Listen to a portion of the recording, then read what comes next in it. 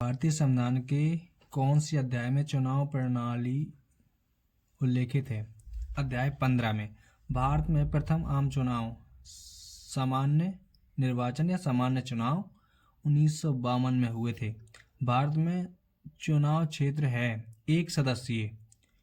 एक चुनाव क्षेत्र का एक ही सदस्य प्रतिनिधि हो सकता है। निम्नलिखित में प्रत्यक्ष निर्वाचन प्रणाली का गुण नहीं है।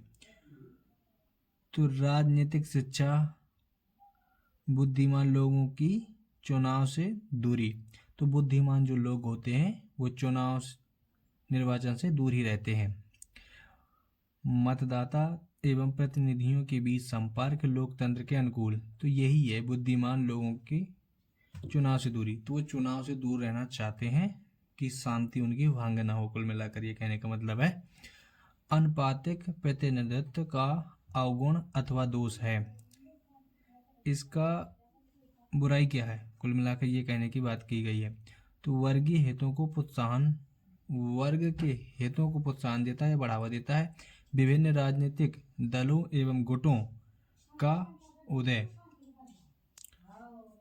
निर्वाचकों एवं प्रतिनिधियों में संपर्क नहीं है, तो इसमें संपर्क भी नहीं हो पाता है। कई प्रकार के गुट निकलकर आते हैं।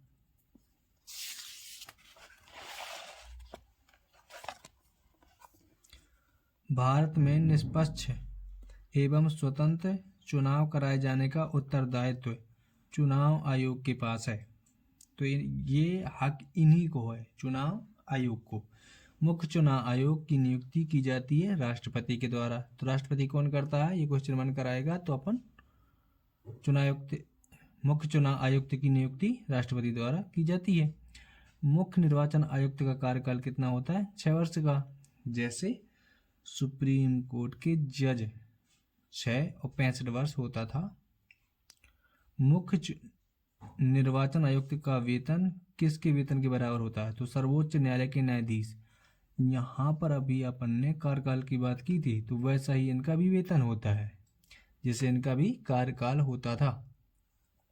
भारत के प्रथम मुख्य निर्वाचन आयुक्त थे सुकुमार सेन। भारत की प्रथम महिला मुख्य निर्वाचन आयुक्त थी तो श्रीमती BS रामा देवी।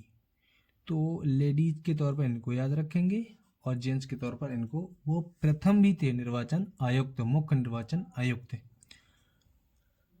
भारत में निर्वाचन आयोग का कार्य नहीं है। तो शिक्षक के चुनाव कराना, शिक्षक का चुनाव नहीं होता है। बेल्जियम, नीदरलैंड, चेक गणराज्य तथा स्लोवाकिया देशों में मताधिकार का प्रयोग न करने वालों को ...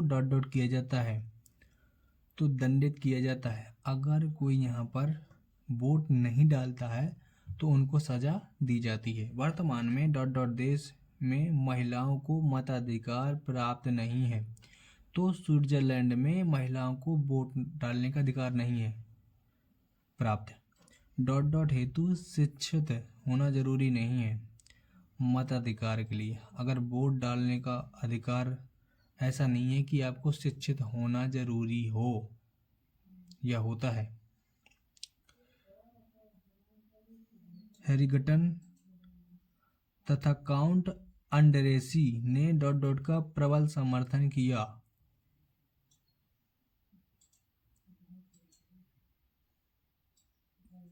गुप्त मतदान का। अपन ने एक क्वेश्चन छोड़ दिया। सर्वप्रथम 1902 में ... में महिलाओं को मताधिकार मिला। तो किन को मिला था? तो ऑस्ट्रेलिया को मिला। महिलाओं के यहाँ पर मताधिकार पहले नहीं होते थे, 1902 से होने लगे यहाँ पर भी। इसके बाद है अगला, अनुपातिक प्रतिनिधित्व प्रणाली का प्रतिपादन ... ने किया था थॉमस हेयर। इसकी शुरुआत थॉमस हेयर ने की थी। यहाँ पर थॉमस एल्वा एडिसन नहीं है कि उन्होंने बहुत सारा प्रयोग करके बल्ब की आविष्कार किया था, बल्ब का। ... मतदान प्रणाली में मतदाता सीधे ही अपने प्रत्यक्ष प्रत्याशियों को निर्वाचित करता है। तो प्रत्यक्ष सीधे डायरेक्ट इलेक्शन में चुन सकते हैं, तो ये होता है प्रत्यक्ष।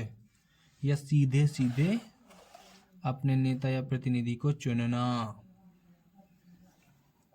मुख्य निर्वाचन आयुक्त की पदच्युति संसद द्वारा डॉट डॉट प्रस्ताव पारित करके संभव है। तो महाभियोग के द्वारा, इम्पीचमेंट के द्वारा भारत में बहुसदस्यीय निर्वाचन आयोग की स्थापना सर्वप्रथम डॉट डॉट में की गई।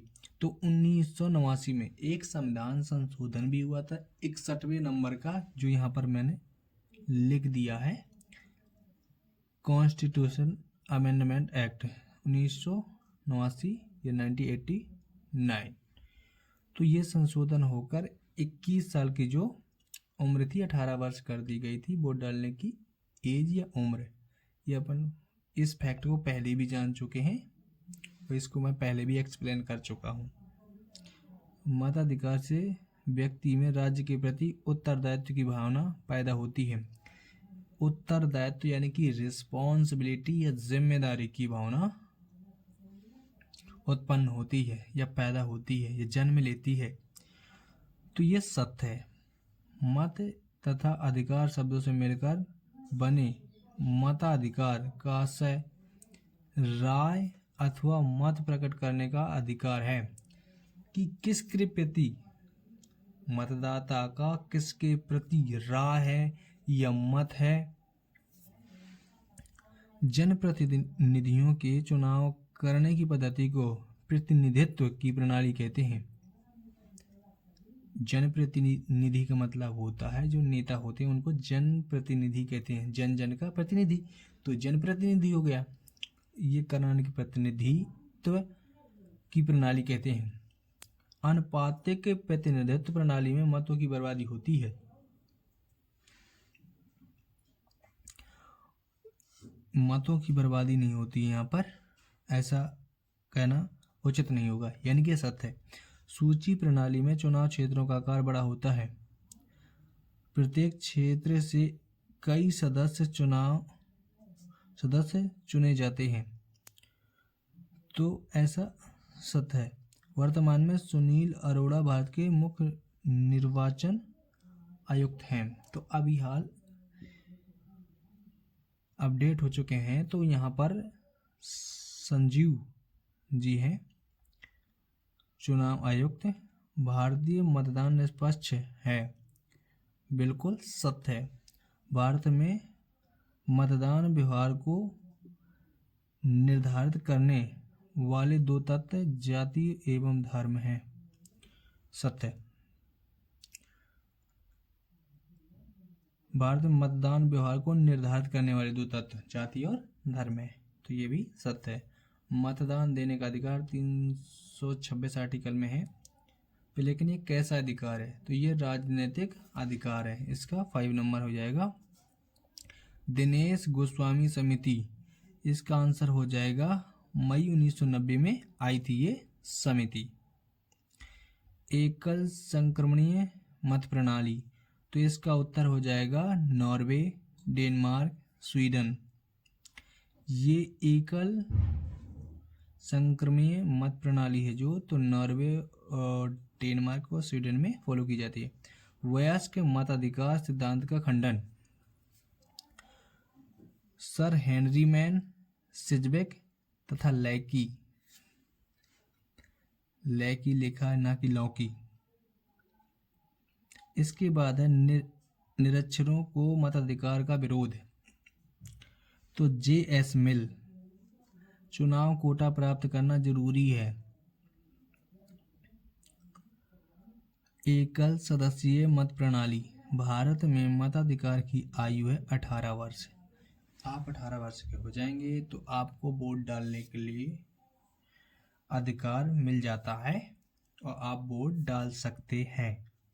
बेंथम तथा डेविड हेयर ने इस मताधिकार का समर्थन किया था, महिला मताधिकार का।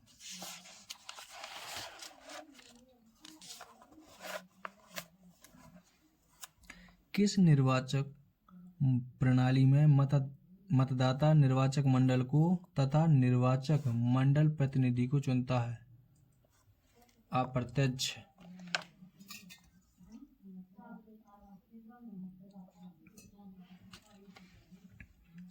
वयस्क मताधिकार का कोई विकल्प नहीं है। यह किस विद्वान का कथन है? तो ये लस्की का कहा हुआ कथन है। भारत में सार्वभौमिक वयस्क मताधिकार कब लागू किया गया? 25 जनवरी 1950 में। इसी दिन मतदाता दिवस भी मनाया जाता है राष्ट्रीय लेवल पर। भारत में ब्रिटिश शासन द्वारा मुसलमानों को अपने अलग प्रतिनिधि चुनने का अधिकार किस अधिनियम द्वारा प्रदान किया गया? अधिनियम है 1909 का, जिसे मोल्डो मिंटो सुधार भी कहा जाता है। आदर्श निर्वाचन प्रणाली का एक प्रमुख तत्व लिखो। तो गुप्त मतदान प्रणाली कहाँ सफल हो सकती है? बड़े राज्यों में। भारत में किस संवैधानिक संशोधन द्वारा मताधिकार की आयु 18 वर्ष की गई? 61वें संविधान संशोधन द्वारा 1989 में। लोकसभा के निर्धारित समय के बाद 5 वर्ष के बाद होने वाले चुनाव को क्या कहते हैं? आम चुनाव या सामान्य चुनाव? विधायिका के निश्चित कार्यकाल की समाप्ति से पूर्व कराए जाने वाले चुनाव को क्या कहते हैं? मध्य अवधि चुनाव। कार्यकाल खत्म नहीं हुआ है और बीच में कराए जाएंगे तो मध्य या बीच या मिडिल, तो उसको मध्य अवधि चुनाव कह देते हैं। भारतीय चुनाव प्रणाली में सुधार करने हेतु कौन सा महत्वपूर्ण कदम उठाया गया? इलेक्ट्रॉनिक वोटिंग मशीन का प्रयोग किया गया, यानी कि ईवीएम का प्रयोग किया गया। भारत में पहली बार बहुसदस्यीय निर्वाचन आयोग का प्रयोग किस वर्ष से किया गया? तो 1991 से किया गया, क्योंकि पहले तो सुधार होता है फिर लागू होता है, तो ये 1991 से लागू हुआ। भारत में अभी तक चुनाव आयोग द्वारा कितने लोकसभाई चुनाव संपन्न कराए गए हैं, या उनके द्वारा कितने चुनाव करा दिए गए हैं? तो 17 इसमें दिया है, लेकिन 18 करवा दिए गए हैं, क्योंकि अपडेटेड डेटा नहीं था ये, तो अपडेट करके यहाँ पर लिख दिया गया है। मताधिकार का आशय स्पष्ट कीजिए। मताधिकार दो शब्दों मत तथा अधिकार से मिलकर बना है, जिसका आशय राय अथवा मत प्रकट करने का अधिकार है। देश के नागरिकों को या कहते हैं सिटीजन को शासन संचालन हेतु अपने प्रत्याशियों को चुनने का जो अधिकार प्राप्त होता है उसे ही मताधिकार कहते हैं। अपने अपने प्रत्याशियों को चुनना मताधिकार कहलाता है। मताधिकार की कोई एक परिभाषा लिखिए। मताधिकार को परिभाषित करते हुए गार्डनर ने कहा, मताधिकार वह अधिकार है जिसे राज्य देश के हित साधक योग्य व्यक्तियों को प्रदान करता है। मताधिकार कितने प्रकार का हो सकता है? तो ये 2 प्रकार का होता है, सीमित मताधिकार, वयस्क मताधिकार। सीमित मताधिकार के समर्थकों के नाम ब्लंट, एस्ली, मिल, हेनरीमैन, सिजविक, लैकी इत्यादि विद्वानों ने सीमित मताधिकार का समर्थन किया। सीमित मताधिकार के 2 आधार क्या हैं? संपत्ति का आधार और शिक्षा का आधार। भारत में चुनाव क्षेत्र जिस प्रकार के होते हैं, एक सदस्यीय। भारतीय चुनाव प्रणाली की प्रमुख विशेषता लिखो। भारतीय चुनाव वयस्क मताधिकार के आधार पर होते हैं।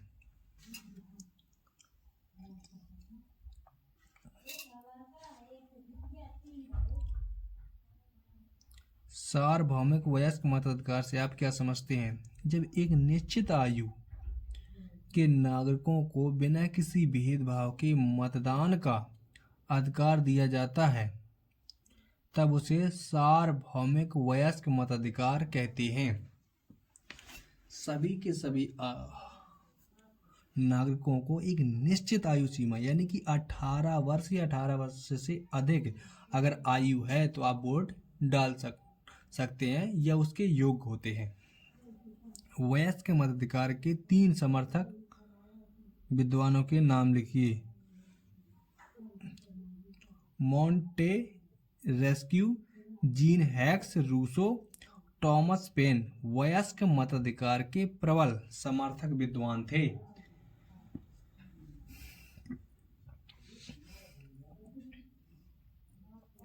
मताधिकार के प्रयोग में बरती जाने वाली किन्हीं 3 सावधानियों का उल्लेख कीजिए। मताधिकार के प्रयोग में बरती जाने वाली 3 सावधानियां अपन को बतानी है।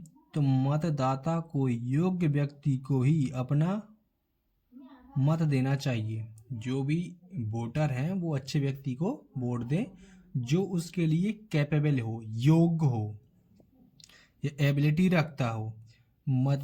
मताधिकार का प्रयोग निष्पक्ष होकर करना चाहिए। मताधिकार वोट अगर अपन दे रहे हैं तो जात पात को देखकर नहीं देना चाहिए, न अपने मुद्दे का जो कार्य करे प्रत्याशी उसी को वोट देना चाहिए, जाति पाति देखकर नहीं देना चाहिए। मताधिकार का प्रयोग सभी विचारों को सुनकर अपने विवेक के आधार पर करना चाहिए।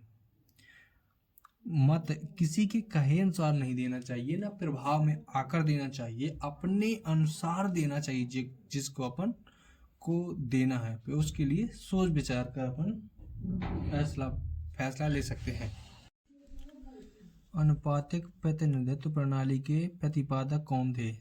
अनुपातिक प्रतिनिधित्व प्रणाली के प्रतिपादक 19वीं सदी के अंग्रेज विद्वान थे। कौन थे? अंग्रेज विद्वान थॉमस हेयर थे।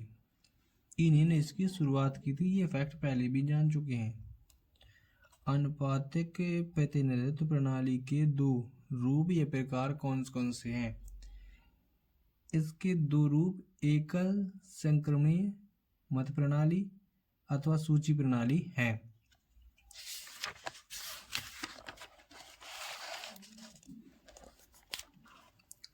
अनुपातिक प्रतिनिधित्व प्रणाली के 3 गुण लिखिए। तो इस प्रणाली में मतों की बर्बादी नहीं होती है। इसमें अल्पसंख्यकों को उचित प्रतिनिधित्व प्राप्त होता है। इसमें सभी वर्गों को उचित प्रतिनिधित्व मिलता है।